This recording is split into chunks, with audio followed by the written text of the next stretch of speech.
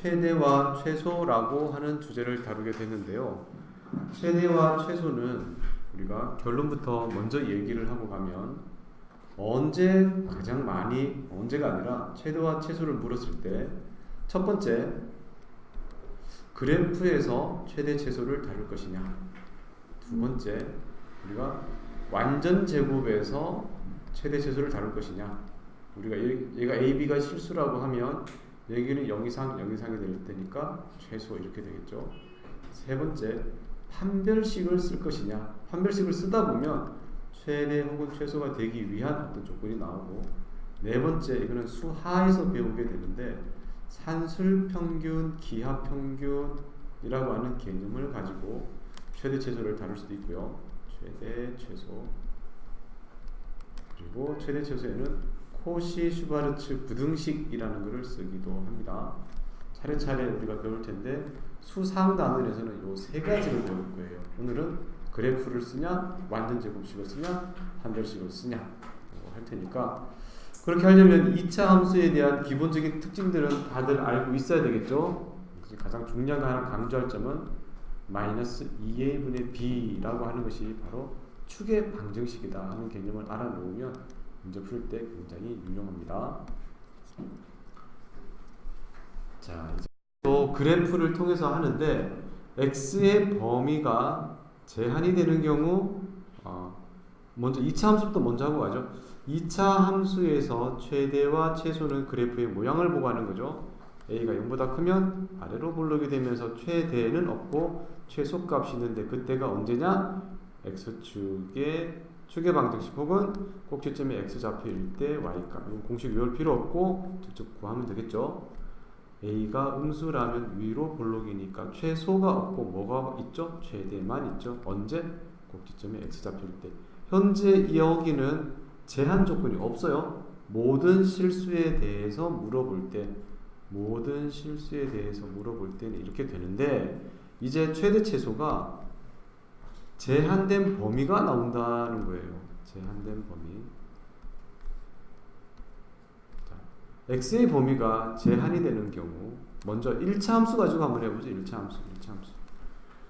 x가 실수가 전체 집합이라면 이렇게 될 테니까 이 최대 최소가 존재해요? 존재 안 해요? 존재 안 해요. 직선에서는. 요 범위를 주면 0 이상 2 이하라고 하면 요만큼의 그래프니까 요 때가 뭐죠? 최대 값은 요거고, 요 때가 최소 값은 요거고.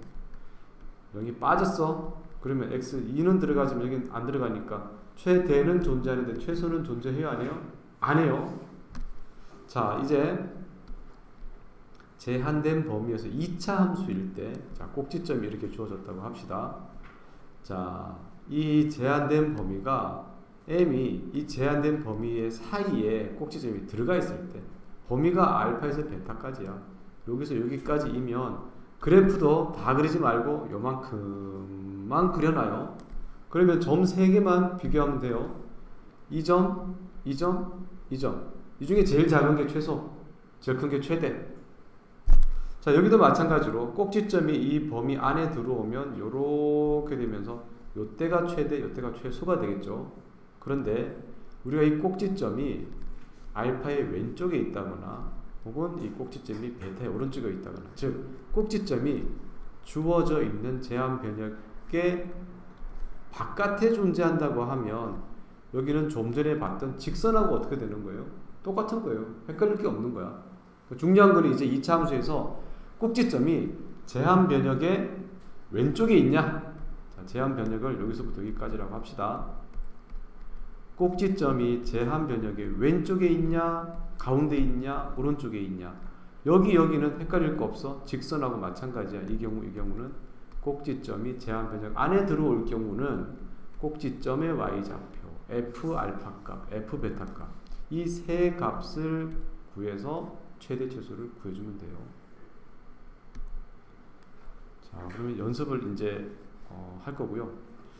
지금은 이제 뭐냐면 얘의 최대 최소를 2차 함수를 사용하지 않고 완전 제곱을 이용하는 방법, 그리고 판별식을 이용하는 방법 중에 완전 제곱꼴로 변형하는 방법, 얘를 완전 제곱꼴로 이렇게 변형을 했죠. 그러면 여기는 항상 0 이상이니까 최소값이 뭐가 되겠어요? 마이너스 1이죠. 함수를 안 썼어요. 선생님 오늘 얘기했죠. 최대 최소. 함수의 그래프로 가거나 완전 제곱꼴로 변형하거나 판별식을 이용하거나. 판별식 이용하는 건 연습을 좀 해야 돼요. 자, 이렇게 주어져 있을 때 y를 이항을 해서 넘겼어요. 문제에 주어진 조건에서 x가 실수다라는 조건이 주어질 거예요. 판별식을 쓰려면. x가 실수니까 실근을 가져야 되겠네. 판별식 4분의 d b-제곱 마이너스 ac가 0보다 같거나 커야 돼 하니까 y가 마이너스 1 이상이다가 되면서 마이너스 1 이상이다가 되면서 최소값 y가 마이너스 1을 결정할 수 있는 거예요. 자, 똑같은 문제였죠. 함수로 할 수도 있었고 완전 제곱꼴로 할 수도 있었고 판별식을 이용할 수도 있었고 최대 최소를 구하는 세 가지 방법이에요. 잘 이해했죠?